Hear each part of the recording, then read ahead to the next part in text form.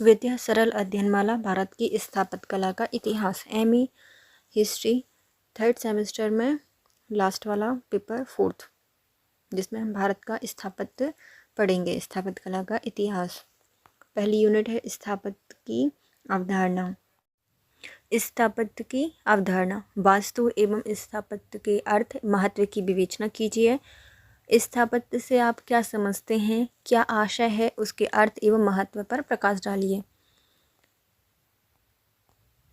पहला टॉपिक है हमारा स्थापत्य की अवधारणा। वास्तु एवं स्थापत्य के अर्थ महत्व की विवेचना कीजिए। स्थापत्य से आप क्या आशय है, इसके क्या महत्व है, अर्थ है, उसका हमें प्रकाश डालना है, उस पर हमें प्रकाश डालना है। तो पहले आती है इसकी प्रस्तावना। वास्तु या स्थापत्य एक कला है जिसका उद्देश्य विकास मानव सभ्यता के साथ निरंतर होता जा रहा है। वास्तु अर्थात स्थापत्य का विकास मानवीय आत्मरक्षा एवं सुख सुविधा की भावना के अंतर्गत एक सहज प्रक्रिया है। यद्यपि यह कथन कुछ असंगत प्रतीत होता है, परंतु फिर भी यह नितांत सत्य है कि मूक प्रस्तर खंडों एवं ईंटें चूने मिट्टी की कृतियों में साहित्य के ग्रंथों की अपेक्षा प्राचीन स्थापत्य एवं इतिहास एवं संस्कृति की अधिक विश्वास प्रमाण उपलब्ध होते हैं। मतलब हमें किसी भी बुक स्थापत्य जितनी भी साहित्य वगैरह है ना, उनसे ज़्यादा हमें स्थापत्य खंडों ईंटों और जो चूनी मिट्टी के बर्तन होते हैं उससे हमें ज़्यादा इतिहास के बारे में पता चलता है, उनकी संस्कृति और उनकी सभ्यता के बारे में पता चलता है। भारत की प्रारंभिक वास्तुकला एवं स्थापत्य के उदाहरण वैदिक साहित्य के साथ ही ताम्र पाषाण युगीन पुरातत्व उत्खनन स्थलों से प्राप्त हुए। भारत में आत्मरक्षात्मक पाषाणकालीन एवं मानव प्रकृति निमित्त गुहाओं में मानव निवास करते थे। मतलब गुफाओं से ही मानव क्या निवास कर रहा है वहाँ पर। कालांतर में आवास निर्माण की भावना से प्रेरित होकर भारतीय जनजातियों ने बांस फूस पर्ण एवं गारा मिट्टी का प्रयोग करके आवास निर्माण प्रारंभ कर दिया। इस प्रकार के आवास वर्तमान भारत के ग्रामों एवं शहरी झोपड़पट्टियों के विकसित रूप में आज भी विद्यमान हैं। फिर आते हैं स्थापत्य अर्थात वास्तु का अर्थ। जो स्थापत्य है उसका अर्थ क्या है। मानव ही नहीं वरन प्रत्येक प्राणी सुरक्षा हेतु मांद भीटे एवं टीले बिल घोंसले का निर्माण करता है। मतलब जानवर अपनी रक्षा के लिए बनाते हैं। यह निर्माण सुरक्षित धरातल वृक्ष एवं अन्य स्थलों का चयन कर किया जाता है। मानव अन्य प्राणियों की अपेक्षा अधिक बुद्धिमान प्राणी है, अतः इसके द्वारा प्रारंभिक निर्माण कार्यों में पर्यावरण को ध्यान में रखकर वास्तु का विकास किया गया है। पंचतंत्र से निर्मित मानव शरीर को सुरक्षित एवं दीर्घ आयु बनाए रखने के लिए प्राचीन भारतीय साहित्य में शुद्ध वायु, शुद्ध जल, प्रकाश, आकाश एवं धरातल पृथ्वी के पंच तत्वों के महत्व को प्रतिपादित किया गया है। तो जो हमारे पंच तत्व हैं उनको महत्व को प्रतिपादित करके जो मनुष्य ने आवासों का निर्माण किया है उसकी विद्या विषय या वस्तु और जो वास्तुशास्त्र है उसका उल्लेख भी वैदिक साहित्य में दिया गया है। प्राचीन भारतीय धार्मिक एवं लोकोत्तर कथाओं में पृथ्वी पर वास्तु पुरुष की परिकल्पना प्रस्तुत की गई है। देवलोक में एक विशाल देहधारी प्राणी की उपस्थिति से भयभीत होकर देवताओं ने इस प्राणी के शीर्ष भाग अर्थात जो सिरोभाग है उसको नोचा रखकर पृथ्वी पर गिरा दिया और सृष्टि के निर्माता ब्रह्मा ने इस विशाल प्राणी को वास्तु पुरुष नाम दिया। इस कथानक के साथ ही पृथ्वी पर वास्तु पुरुष के गिरने के समय उसके शरीर का सिर ईशान और पैर निश्चित में होकर उसे शयन करते उल्लेख किया गया है।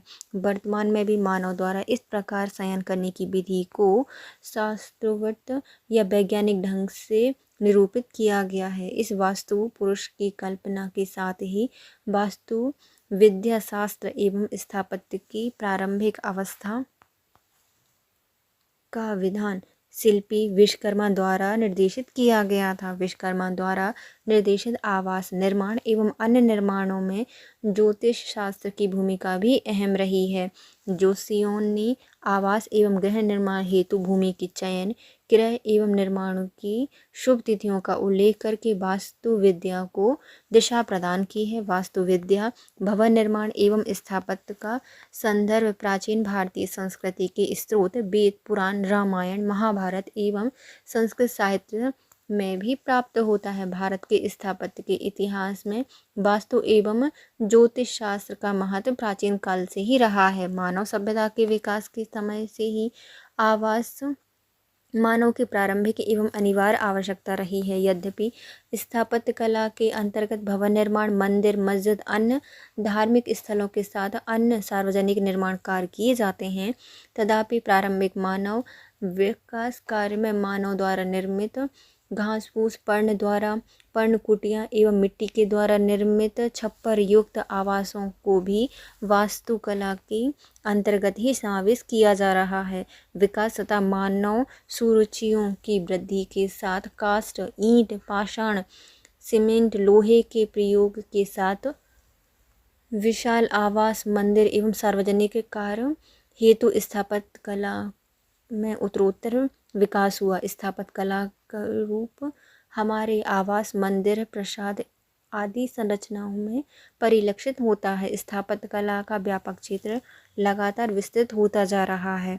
Doctor P.K. आचार्य ने भारतीय स्थापत्य कला के इतिहास में व्याख्या किया है कि स्थापत्य में समस्त प्रकार के भवन, धार्मिक आवास, योग, सेना योग एवं उनके उपभवन एवं उपांगों आदि को प्रथम स्थान प्राप्त है। पुनर्निवेश, उद्यान रचना, पुण्य स्थानों आदि का निर्माण, मार्ग योजना, सेतु विधान, गोपुर विधान, द्वार निवेश, तोरण निवेश, परिरवा खनन, वध स्थानों का निर्माण किया गया है। जल भ्रम योजना, भित्ति रचना, सोपान निर्माण आदि स्थापत्य कला के द्वितीय अंग रहे हैं।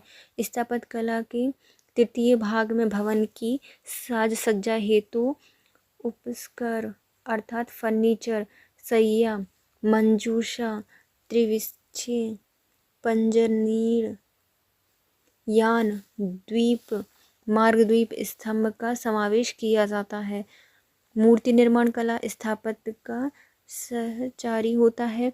लिंग, देवी मूर्तियाँ आदि, मुनि ऋषि आदि की मूर्तियाँ, गरुड़, हंस आदि को उत्कीर्ण करना वास्तु का रचना कौशल एवं स्थापत्य का अभिन्न अंग है। वास्तु रचना भवन निर्माण या पुनर्निवेश नगर योजना के प्रारंभिक कृत्यों में जैसे भूमि चयन, भू परीक्षा, सड़क स्थापनिक, सम्मुख या आयादिक निर्माण भी वास्तुशास्त्र के अंग हैं।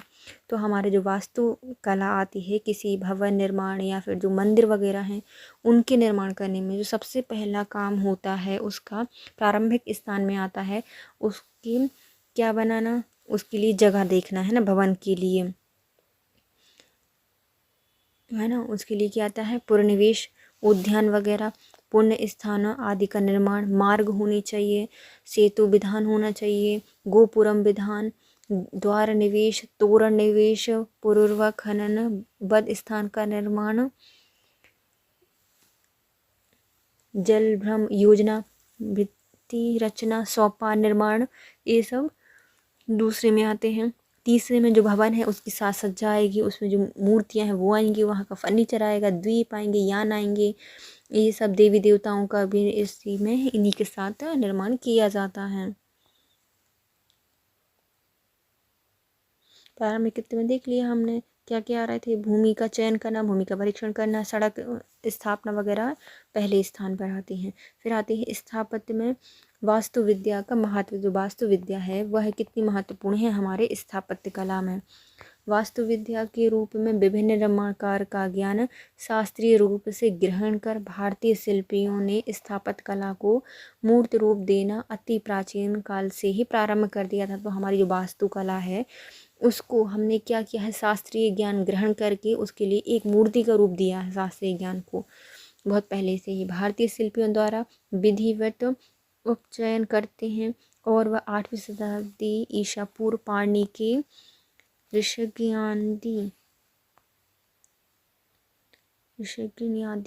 गण में वास्तु विद्या का पाठ उपलब्ध होने से प्रमाणित होता है कि इस प्रकार शास्त्रोक्त विधि से निर्मित प्राचीन निर्माणों के अवशेष में उनकी मौलिक एक रूपता दृष्टिगोचर होती है। इसके आधार पर वास्तुविद्या के सिद्धांतों की व्याख्या की जा सकती है। यद्यपि वास्तुविद्या संबंधी प्राचीन शास्त्रीय साहित्य कम ही उपलब्ध है, किंतु वैदिक एवं परवर्ती साहित्य में वास्तुविद्या की परिवर्तित एवं परिवादित मान्यताओं का आभास प्रारंभ होता है। सम्रांगण, सूत्रधार आदि की परवर्ती वैदिक साहित्य में वास्तुविद्या पर प्रकाश डाला है या प्रकाश पड़ता है। शास्त्रोक्त ग्रंथ की अनुपलब्धि एवं अनुपस्थिति में भी जन सामान्यों के युग में नगरों एवं उनके निर्माण का वर्णन जातक कथाओं, पाणिनि की अष्टपाणी एवं आचार्य विष्णुगुप्त चाणक्य के अर्थशास्त्र में भी किया गया है। नगर वसाने एवं निर्माण की पूर्व भूमि का चयन करके वास्तु विद्याचार भूमि का संस्कार करते हैं।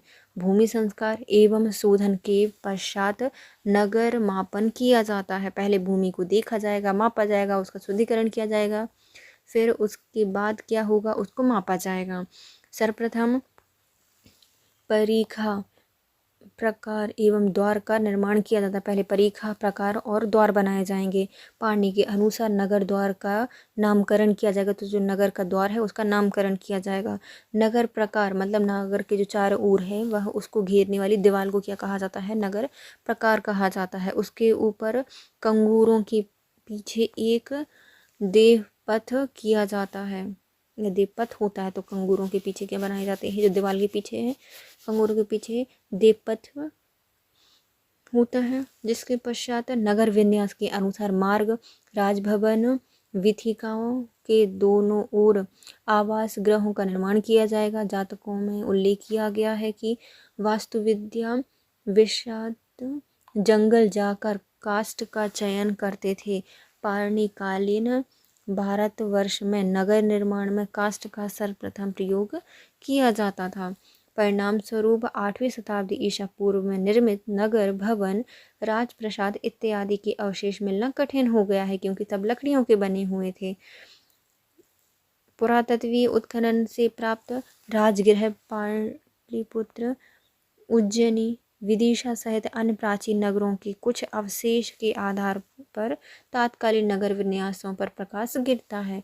तो क्योंकि पहले की मिट्टी के बने थे, तो बहुत सारे नगर हैं जिनके हमें विन्यास वगैरह पता नहीं चलते। कुछ हैं जैसे कि पाटलिपुत्र राजगृह और उज्जैन, विदिशा वगैरह, इनसे हमें अवशेष मिलते हैं और तात्कालीन नगर का विन्यास भी मिलता है। भारत में वास्तुविद्या के आधार पर नगरों के रूप का आभास भरहुत, सांची, अमरावती, मथुरा आदि की वेष्टनियों एवं तोरणों पर उत्कीर्ण ऊर्ध्व चित्रों से ज्ञात होता है कि उनका नगरों की परीखा एवं नगर द्वार प्रकार एवं इंद्रकोश, देवपथ, द्वार, अट्टालक एवं गोपुर अट्टालक के साथ ही भवनों का रूप उत्कीर्ण कर प्रकट किया गया था। तो जो हमारे नगर हैं जैसे भरूच, सांची, अमरावती और मथुरा हैं, इनकी वेष्टिका और जो तोरण है, यहाँ से जो चित्र बने हुए हैं उनसे यह पता चलता है कि इनके जो नगर हैं, इनके जो परीखा, नगर द्वार प्रकार, इंद्रकोश, देवपथ और द्वार, अट्टालिक एवं गोपुर अट्टालिक के साथ ही भवनों का रूप भी उत्कीर्ण करके प्रकट किया गया है। फिर आते हैं स्थापत्य का महत्व। क्यों जरूरी है स्थापत्य? तो सांस्कृतिक इतिहास एवं संस्कृति के क्षेत्र में स्थापत्य कला का सर्वाधिक महत्व है। स्थापत्य कला की एक कृति जो मानव एवं प्रकृति के विध्वंस से बच सकी है, वे उस काल की संस्कृति का सच्चा प्रतिनिधित्व करती हैं।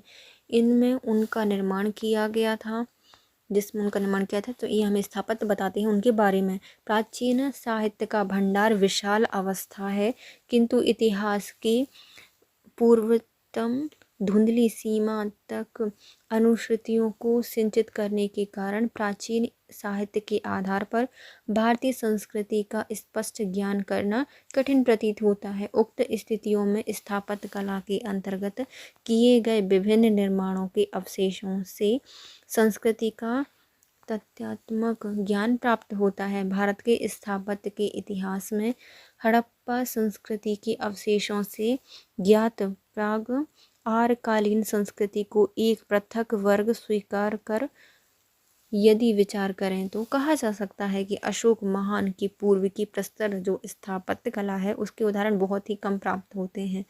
अशोक के पूर्व के जो अवशेष हैं उनके प्रखर पाटलिपुत्र की विशाल प्रतिमाएं, चित्तौड़ की निकट नगरी में प्राप्त वासुदेव संकर्षण मंदिर के प्राचीर के अवशेष, राजगृह से प्राप्त जरासंध की बैठक नामक प्रस्तर स्थापत्य निर्माण,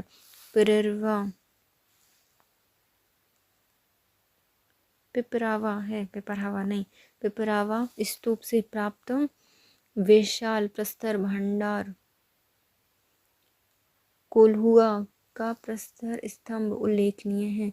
अशोक के पूर्व स्थापत्य के उदाहरण अधिक प्राप्त नहीं होने के कारण कलाकृतियों में पाषाण के स्थान पर काष्ठ का प्रयोग करना है। इससे हमें अशोक के पहले नहीं मिलते, पर कुछ ऐसे अभिलेख हैं जो हमें मिलते हैं या फिर प्रस्तर हैं जो हमें मिलते हैं। जैसे कि हमें कौन कौन से मिले हुए हैं, पहले आते हैं हमारी पाटलिपुत्र की विशाल प्रतिमाएं, चित्तौड़ के नगर जो यहाँ पे वासुदेव संकीर्ण मंदिर की जो प्राचीर है वहाँ के अवशेष मिलते हैं, राजगृह से प्राप्त हमें जरासंध की बैठक मिलती है।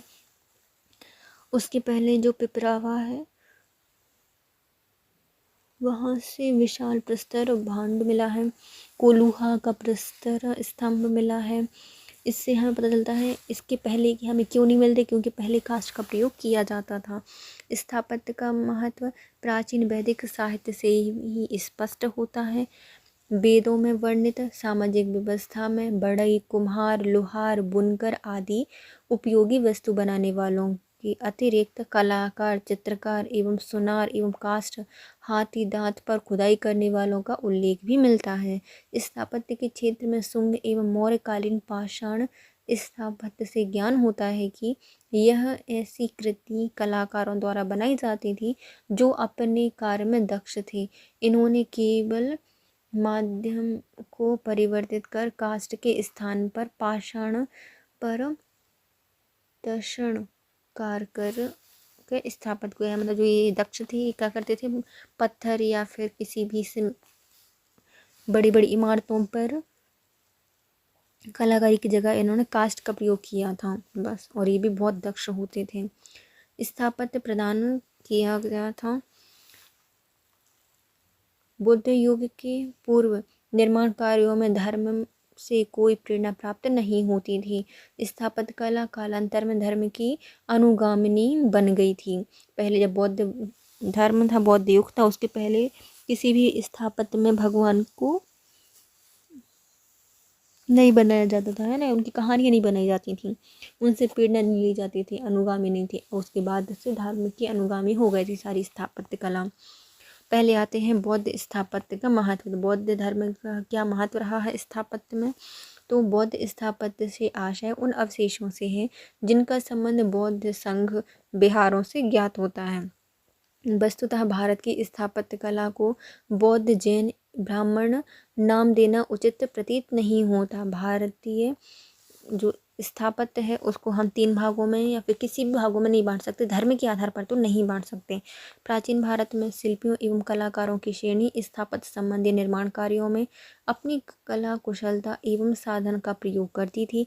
यह प्रयोग बौद्ध स्तूप, चैत्य, स्तंभ, पर्वतों में उत्कीर्ण गुहाओं, विहार एवं हिंदू मंदिर, देवालयों में समान रूप से किया जाता था। जो ये बौद्ध स्तूप हैं या जो स्थापत्य है तो वह बौद्ध स्तूप में, चैत्य में, स्तंभ में, पर्वतों में, गुहाओं में, गुफाओं में, बिहार में, हिंदू मंदिर में, हिंदू के देवालयों में, सभी में स्थापत्य कला का प्रयोग किया जाता था।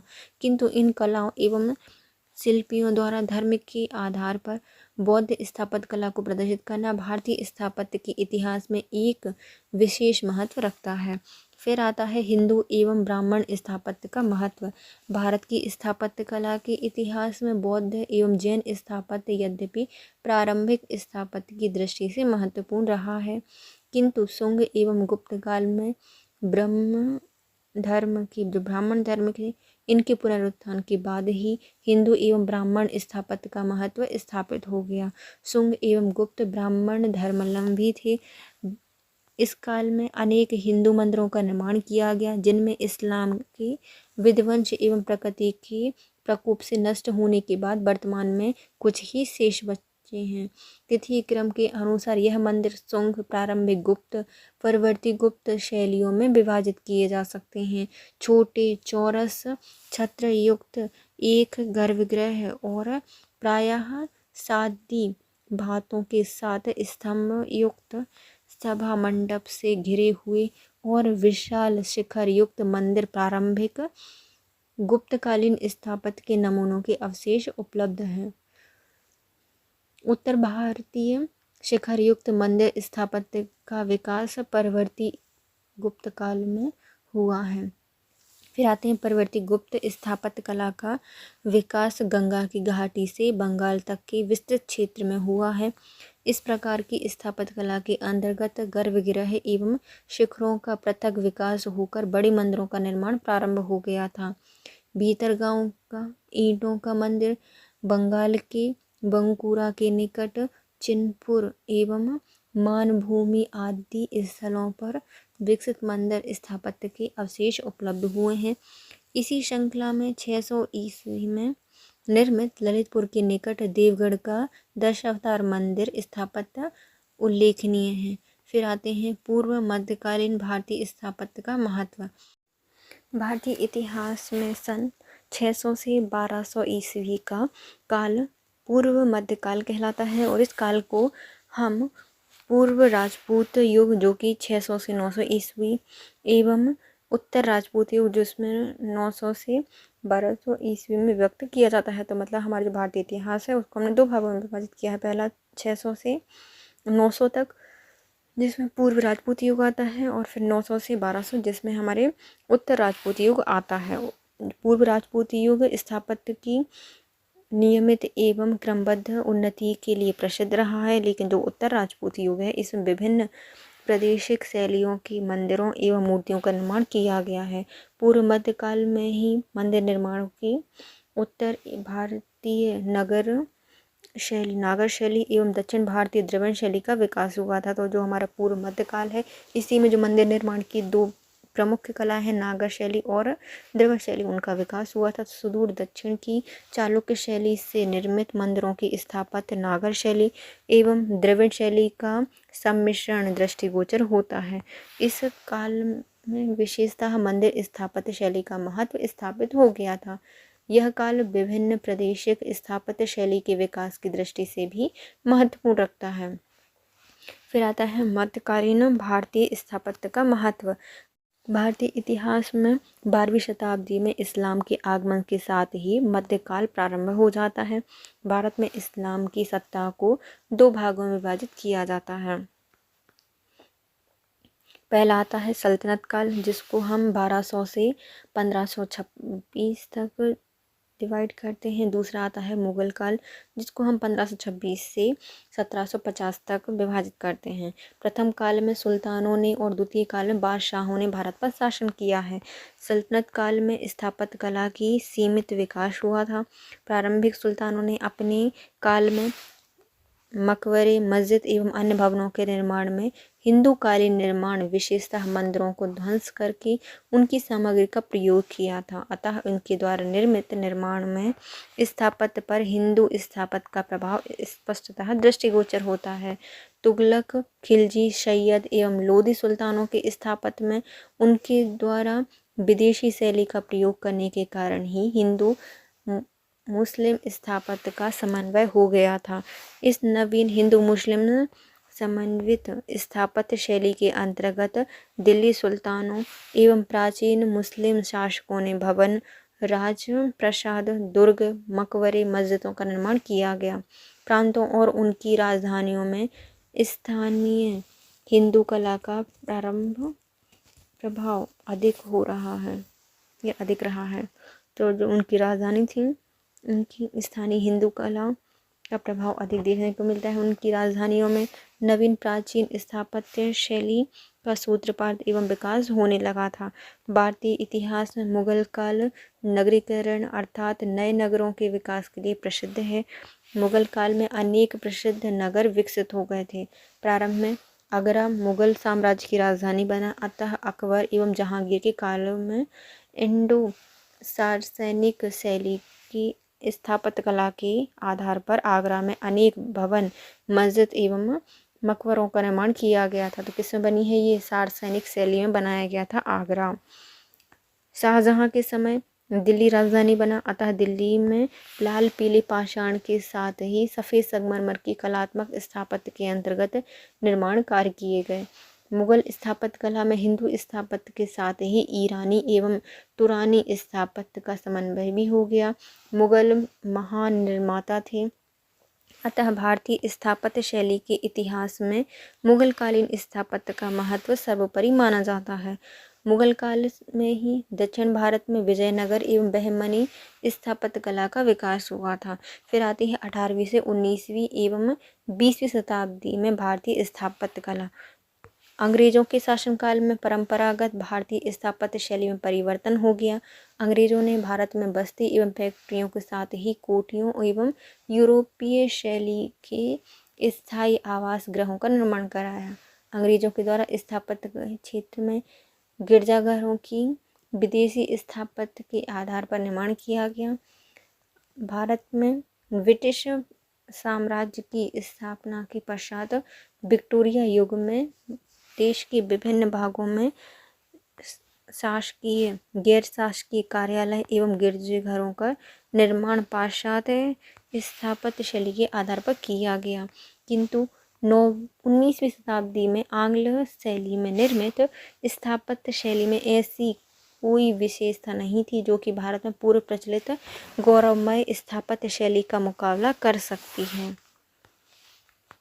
फिर आता है विक्टोरिया युग में कलकत्ता, मुंबई, चेन्नई, शिमला आदि स्थानों पर विशाल भवनों एवं गिरजाघरों का निर्माण हुआ, किंतु इन निर्माण कार्यों में किसी को भी स्थापत्य की दृष्टि से महान कृति नहीं कहा जा सकता। 20वीं शताब्दी से सन 1911 के कलकत्ता के स्थान पर दिल्ली को राजधानी बना दिया गया।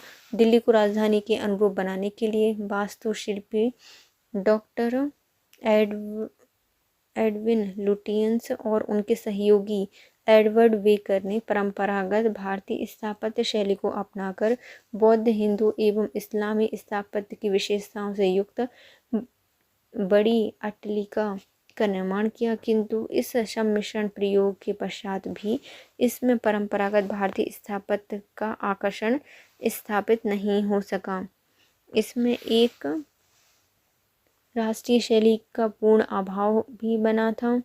ब्रिटिश कालीन स्थापत्य के कारण भारत में पाषाण एवं ईंट, लोहे एवं सीमेंट द्वारा निर्मित निर्माण की उपलब्धि अवश्य विकसित हो गई, जो आज भी निर्मित है।